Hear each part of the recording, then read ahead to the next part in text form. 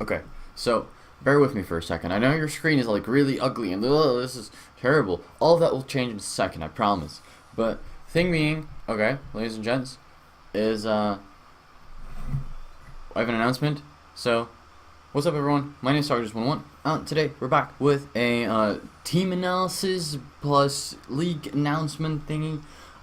PICA Season 3 is about to happen. If you remember, if you've been a subscriber of mine for a bit, and you know I participated in PICA Season 1. I didn't participate in PICA Season 2 because I was part of the GPC for a bit. Barely missed out on playoffs. And now what we're doing is we went back to PICA because then I realized, you know what, it's actually a lot more fun to do this stuff with your friends. I mean, GPC people were great. The chat, however, damn, there's a lot of spam. That's all I'm saying. So you wake up to like 2,000 messages, and I usually read everything, but that's just insane to do that on a daily basis. So I decided, you know what? I decided to just be on the side, just not be too involved. And at the end of the season, I decided, you know what? I'm just not going to do this anymore. So I decided to join a PICA, and yesterday we had our draft.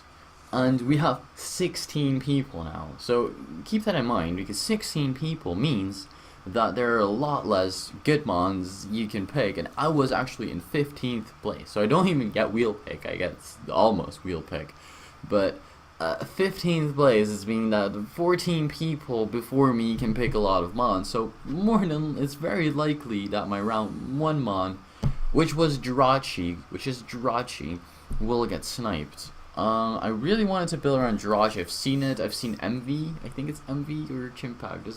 It's MV.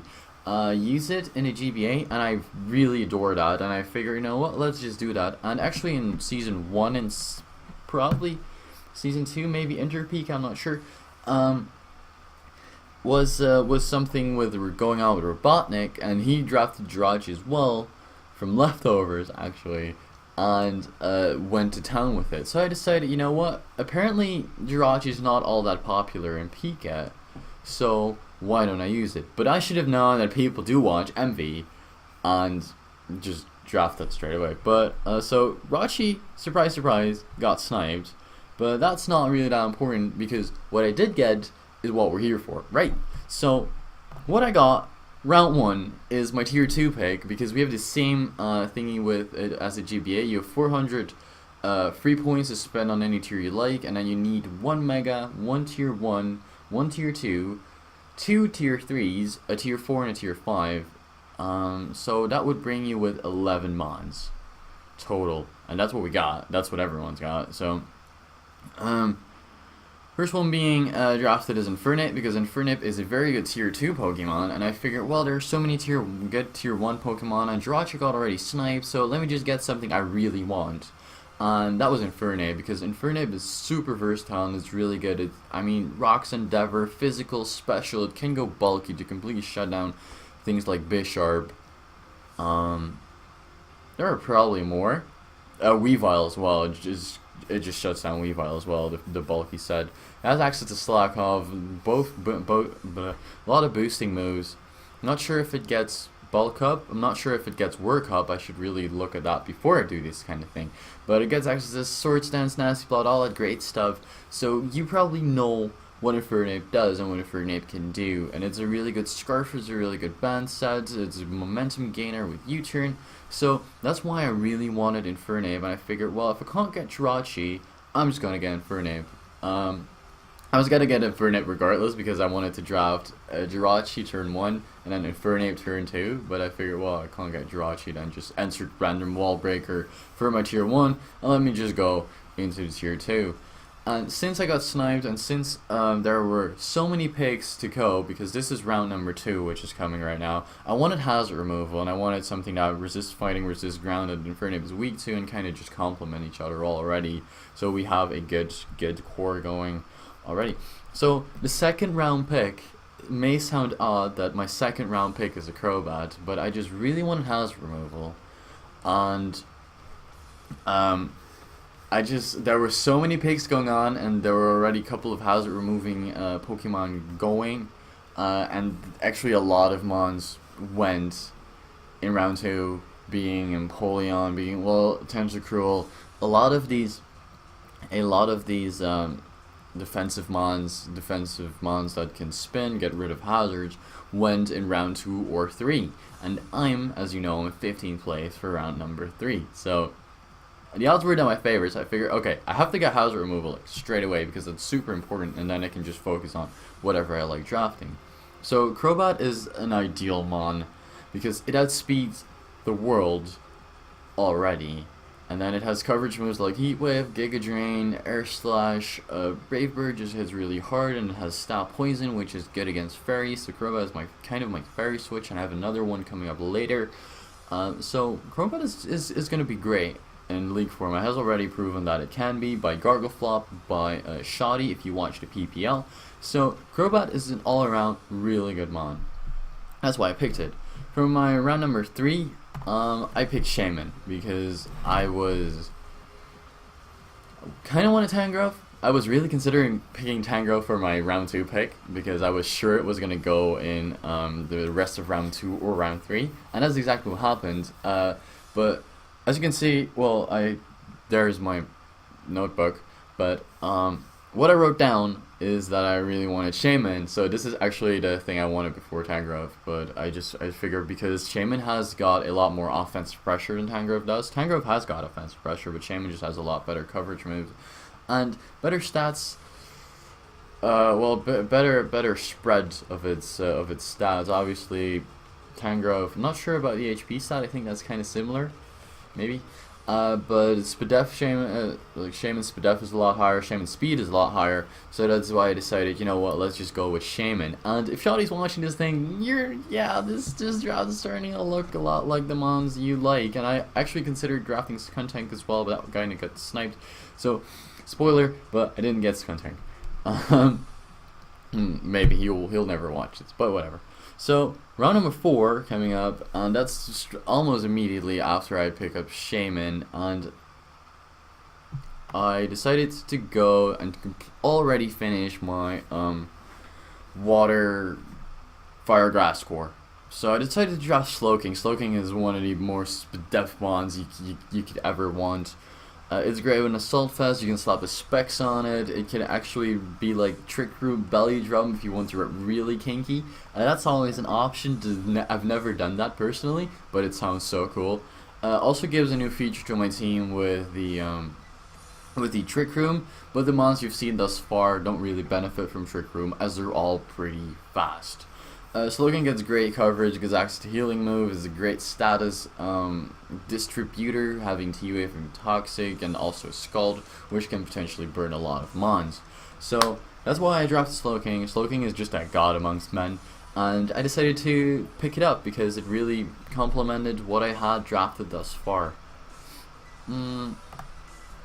Next off, we go round number 5. So there went a lot of time by, and I decided, you know what, let's just get something out of tier 4. Helios tier 4. I don't know why, because this mon is great, and everyone was like, why are you drafting that already? And I figured, well, Heliolisk is great. Once again, if people watch the PPL, did I say Shoddy wasn't a GPC? He was also in a GPC, but it was PPL. But this time we're not talking about Shoddy, but this time we're talking about Jack, and Jack went to town with Heliolisk on the PPL. And Heliolisk in general is just a really good mon, mainly due to its abilities as well. This thing gets Sandfail, which might come into play next, might come into play in the near future, because I have Sandsetter on this team as well. And that's kind of a strange order of drafting things, I know. But it doesn't make sense, but it all worked out in the end. At least I think it worked out in the end. But Heliolisk, I love Heliolisk. It can run Specs, Life Orb, has great coverage moves. Grass Knot, Hyper Voice, you can even run Hyper Beam if you want to. There are a lot of coverage moves, at least on this thing. And I can't think of none of them. But it's a good momentum gainer with Volt Switch. Gets Signal Beam probably. But, so Heliolisk, all in all, is a god for a really low price, being tier 4. So I decided, you know what, let me just get that. And we have another fast mon, which is something I was lacking in previous years. And this year around, we have a wide variety. I'm spreading my hands, but you can't see that. Damn it.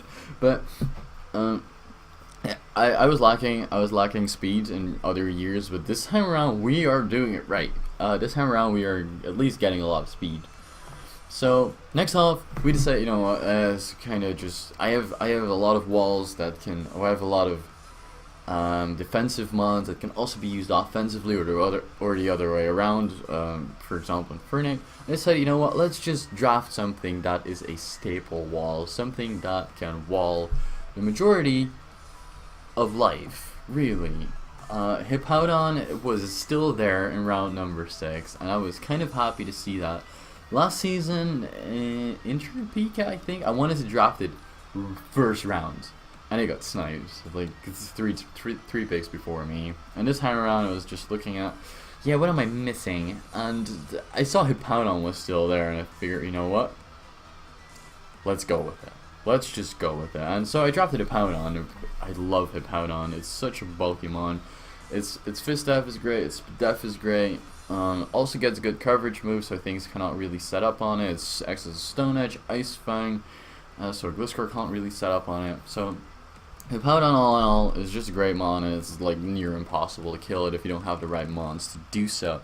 Especially with Shaman in the back, and then Slowking as well, because I think those three are gonna make a great defensive core. Because the only thing that Hippowdon and Shaman are both weak to is ice. It's ice, and then Slowking just comes in and noms that, because it's either Ice Punch or Ice Beam, and Ice Punch is not that strong, and Ice Beam is Slowking's def is through the roof. So I do like this defensive core already.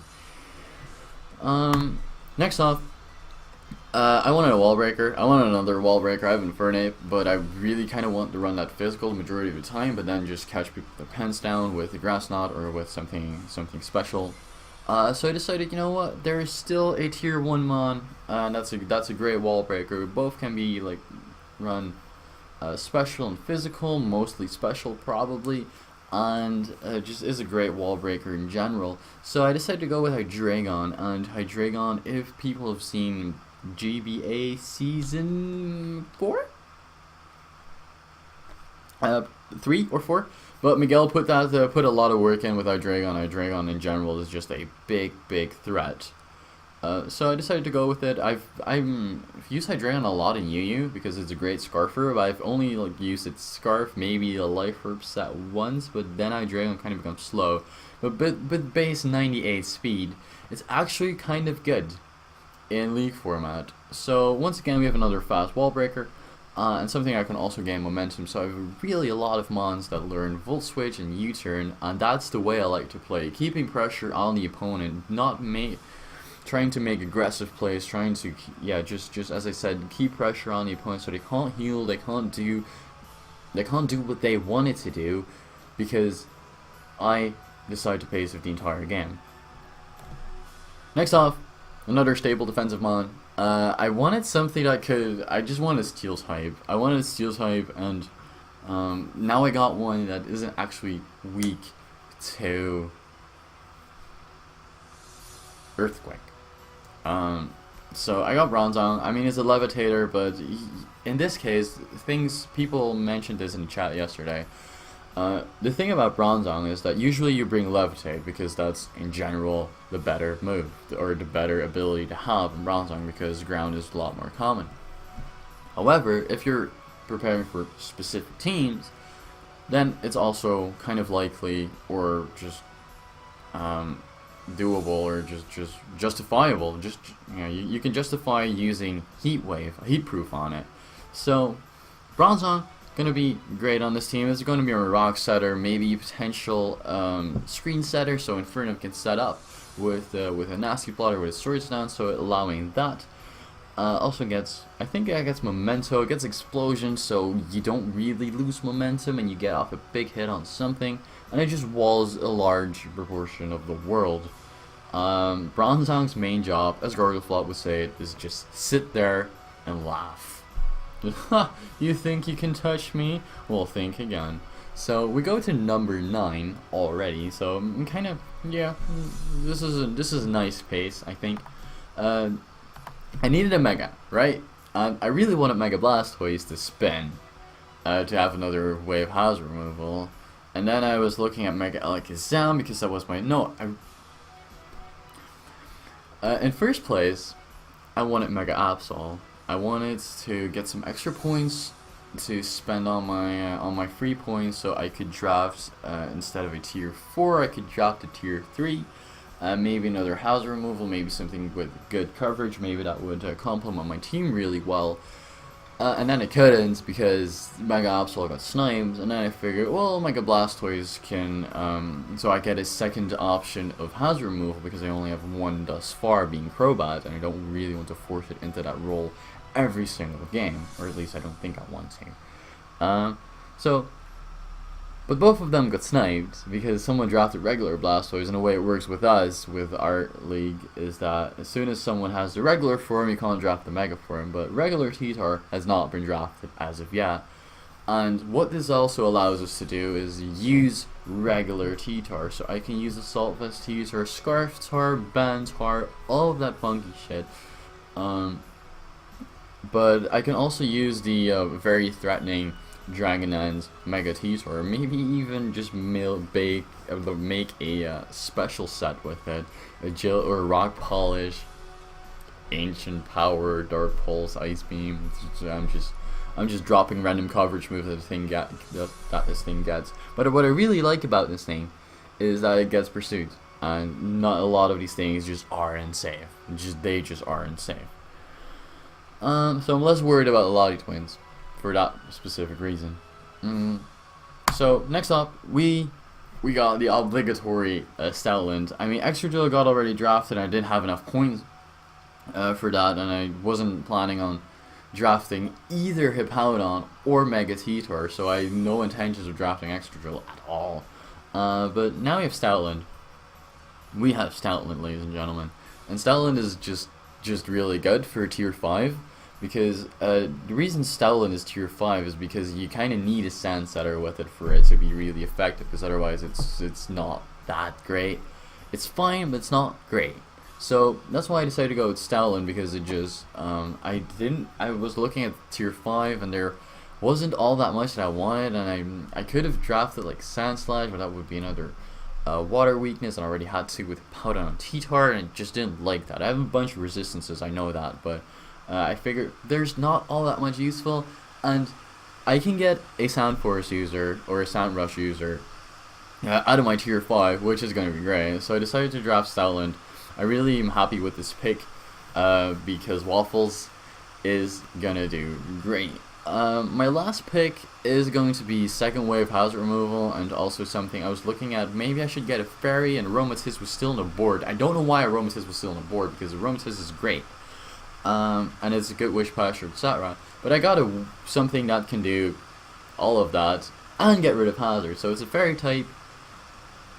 It can wish. It can actually baton pass. Now I'm thinking of it. I didn't actually thought of that while it was drafting. But you all know what I'm talking about, is because we drafted Togetic. I didn't have enough points for Togekiss, and Togekiss was actually franchised by Nick.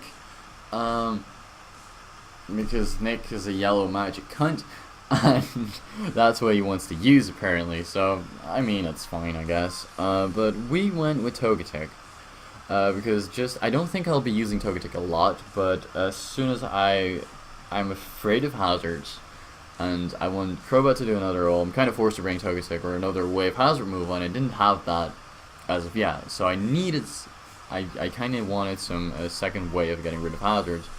So this thing learns Defog, gets Nasty Plot, Baton Pass, Air Slash, Dazzling Gleam, Roost, Toxic T-Wave.